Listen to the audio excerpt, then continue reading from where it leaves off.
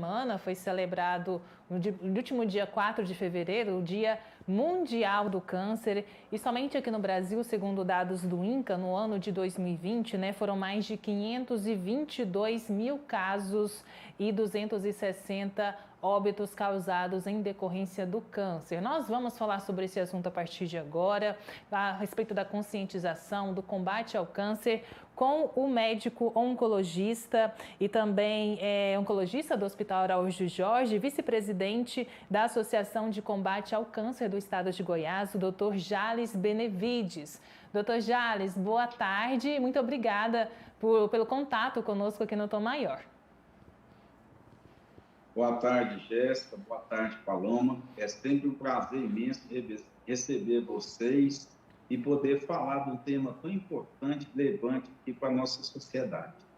Pois é, doutor Jales, a gente tem esses números aí do ano de 2020, do INCA, 522 mil casos novos e cerca de 260 mil óbitos causados pelo câncer, que é uma doença, uma das doenças que mais mata aqui no Brasil. Por que ainda, é uma doença que mata tanto, doutor Jales? Como que a gente pode trabalhar, para influenciar os governos, influenciar também os indivíduos, as pessoas, a população de maneira geral, a se mobilizarem pelo controle do câncer? Eu acho que a importância do Dia Mundial, viu, Jéssica, seria, assim, a conscientização da população e também dos nossos governantes para que eles insistem nas políticas públicas para a gente realizar cada vez mais um diagnóstico mais inicial, que a gente chama de diagnóstico precoce, para a gente tentar fazer um tratamento eficaz e curando grande parte desses pacientes. Então, acho que é um momento de conversa, de conscientização. A gente sabe que o câncer ele tem algumas ferramentas de tratamento eficaz, mas nós temos uma parte muito importante que depende do profissional de saúde, que depende da mãe, do pai, dos nossos professores, que é a questão da conscientização e da prevenção. A prevenção do câncer é dividida em 3 partes: a prevenção primária, secundária e terciária. O que seria a prevenção primária? São medidas que a gente faz para evitar os fatores de risco do câncer. Um exemplo, se eu tenho uma exposição solar no horário errado, por um tempo muito grande, isso é um fator de risco. Vamos imaginar outra coisa.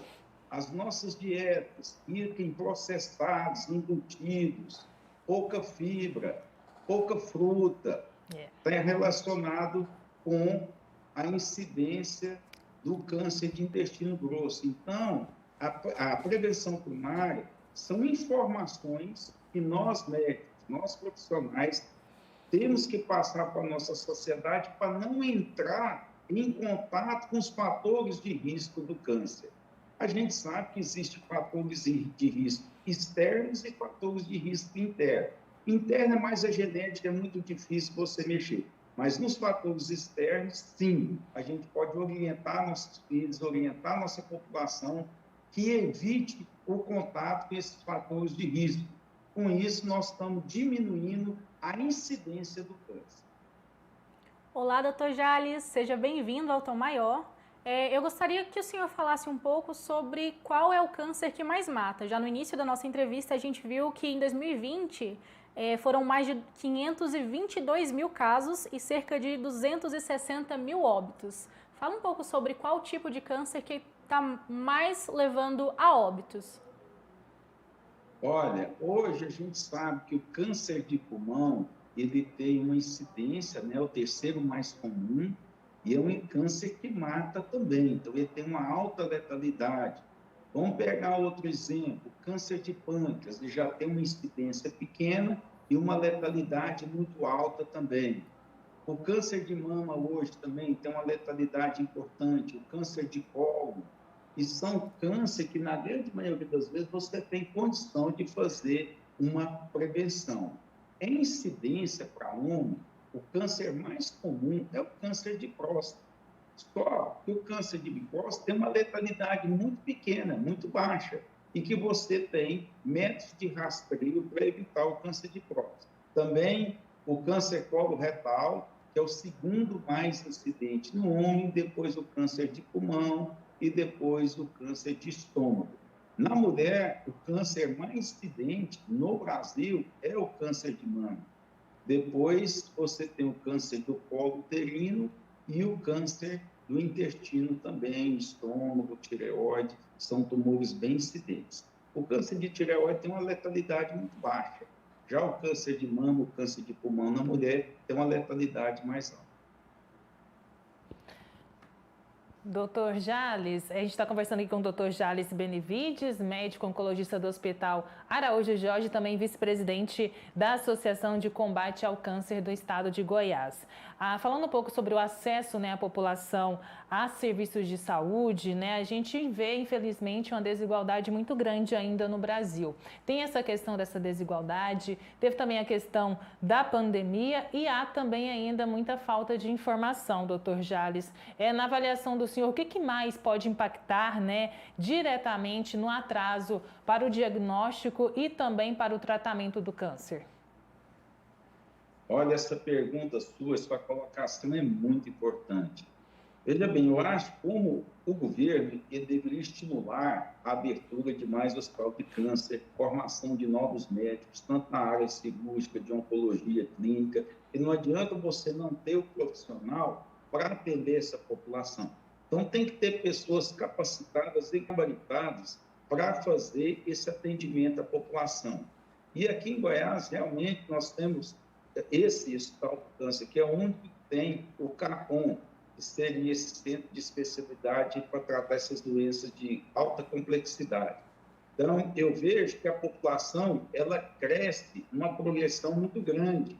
E o nosso setor hospitalar, supor, o Hospital Araújo Jorge, ele tem uma estrutura física já fechada. Nós não temos mais aonde crescer. Nós precisamos de expandir, ter um espaço físico maior. Mas, infelizmente, com recurso próprio, nós não conseguimos hoje fazer um novo hospital do câncer. Nós temos um projeto já iniciado de uma área de 44 mil metros quadrados para a gente fazer. Nós não temos a área, já temos um projeto feito para oncologia clínica, para radioterapia e cirurgia, para expandir esse atendimento à nossa população. Uma coisa importante, Jéssica, a gente não trata só a população goiana, nós tratamos gente de todos os estados do Brasil, aqui da Bahia, Tocantins, Mato Grosso, do Distrito Federal. Então, nós precisamos de uma forma eficaz de ter a prevenção do câncer, um diagnóstico precoce e esses casos que você tem um diagnóstico inicial, que a população tem um acesso imediato, porque para quem tem câncer, esperar 10 dias, 15 dias, 30 dias, 40 dias, é uma infinidade. E, infelizmente, hoje nós não conseguimos, por mais que a gente tente, atender com excelência todo mundo. Nós temos restrição de leitos, nós temos restrição profissional, e a gente está fazendo uma campanha junto ao governo do estado de Goiás para ver que nos consiga aí, uma área e um projeto realizar essa construção dos próprios. Doutor Jales, eu gostaria de saber se fatores sociais, educacionais e culturais também, éticos, étnicos e de gênero, ainda estão sobre as principais características que podem levar a pessoa a saber mais ou saber menos sobre essa questão da prevenção e da conscientização sobre o câncer? Olha, se você observar no passado, os nossos avós, os nossos pais não falavam na palavra câncer, era um tabu muito grande. Mas hoje, através da imprensa, através da educação que nossos filhos estão recebendo, as aulas de biologia, a gente sabe que esse tema já é discutido entre as escolas. E a gente sabe que essa garotada hoje já sabe um pouquinho mais sobre prevenção. Hoje, quanto à vacina, para proteger contra o vírus HPV, tanto no menino como no adolescente, né? Feminino e masculino. Então, você já vê que isso aí já é um tabu que está pouco expressivo. A nossa sociedade precisa de ter essas orientações. E tem que ser orientações corretas, com Alimentação, a gente sabe que a alimentação é um fator de risco, a alimentação errada é um fator de risco para determinados cânceres, câncer de ovário, câncer de mama, câncer de estômago, câncer de intestino.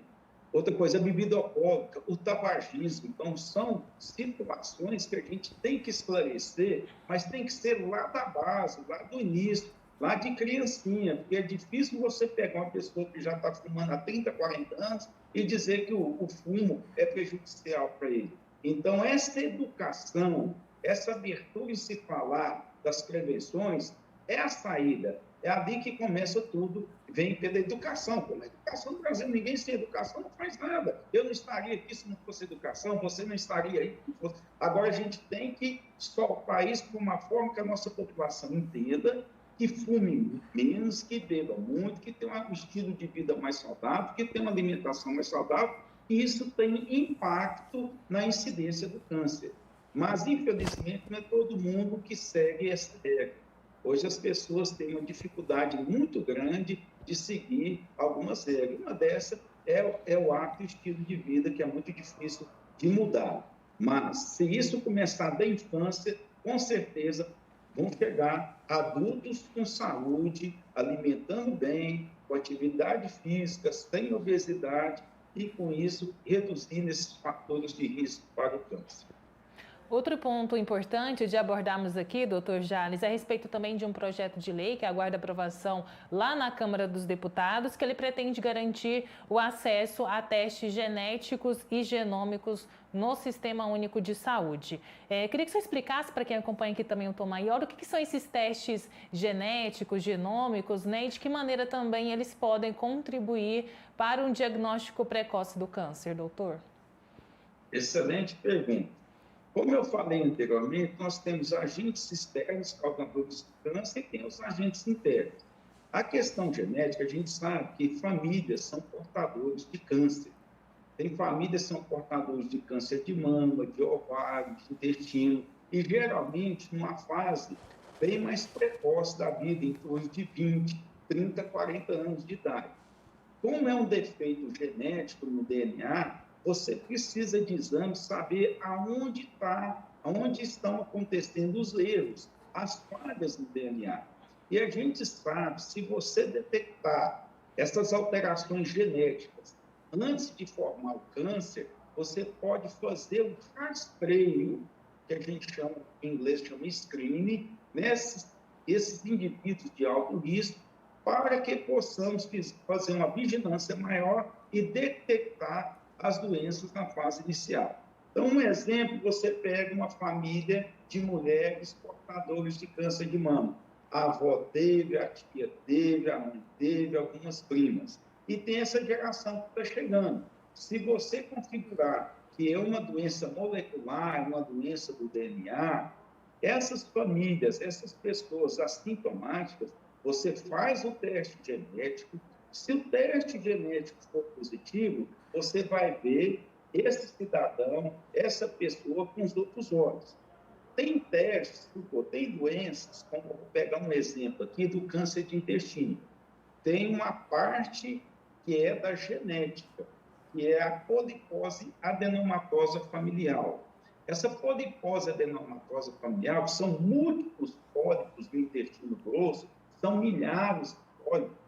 Ele tem 50% de desenvolver a doença e 50% de não desenvolver a doença. Se você faz um teste numa família que tem essa polipose adenomatosa familiar e ela é positiva, então esse paciente você pode instituir tratamentos, orientações, exames mais precoces para que não vá desenvolver o câncer na vida adulta. Então, o teste genético ele é divisor de águas. Aqueles que têm fator de penetrância de 100%. Outros testes, você é positivo, mas nem todos irão desenvolver o câncer. Por isso é importante o acompanhamento e a realização de exames mais precoces para você identificar as lesões pré-cancerosas. Doutor Jales, estamos caminhando aqui para o finalzinho da nossa entrevista e eu gostaria que o senhor falasse um pouco sobre quais são os avanços para a cura do câncer e também sobre como funciona a imunoterapia. Olha, os avanços aconteceram de uma forma rápida. Hoje a cirurgia ela sempre teve um papel muito importante, a radioterapia, mas hoje a oncologia clínica, através da quimioterapia, você tem formas de tratar o câncer, onde você institui a medicação, ela atinge somente aquela célula-alvo, só a célula cancerosa. Antigamente, nós tínhamos agente quimioterápico, que além de atacar a célula cancerosa, ela atacava também outras células do organismo. Então, antigamente, você tinha muito problema de queda de cabelo, porque o cabelo é um tecido que replica muito, cresce muito. O câncer são células que crescem muito. E antigamente você fazia um agente quimioterápico que combatia essas células que multiplicavam de uma forma mais rápida como câncer. Hoje não, seria mais ou menos como um antibiótico.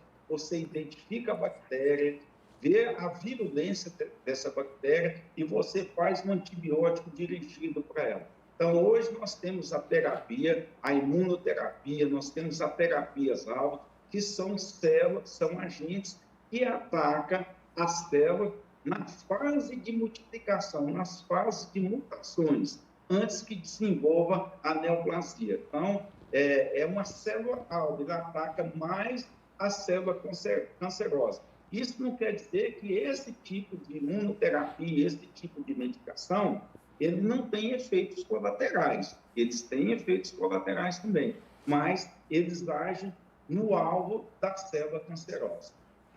Doutor Jales, muito obrigada, né, por todos esses esclarecimentos aqui para a gente no Tom Maior. Até uma próxima, viu, doutor? Obrigada. Nós, do Hospital do Câncer, agradecemos a atenção de vocês e poder compartilhar com a nossa sociedade essas informações. Pois é, conversamos aqui no Tom Maior com o Dr. Jales Benevides, médico oncologista.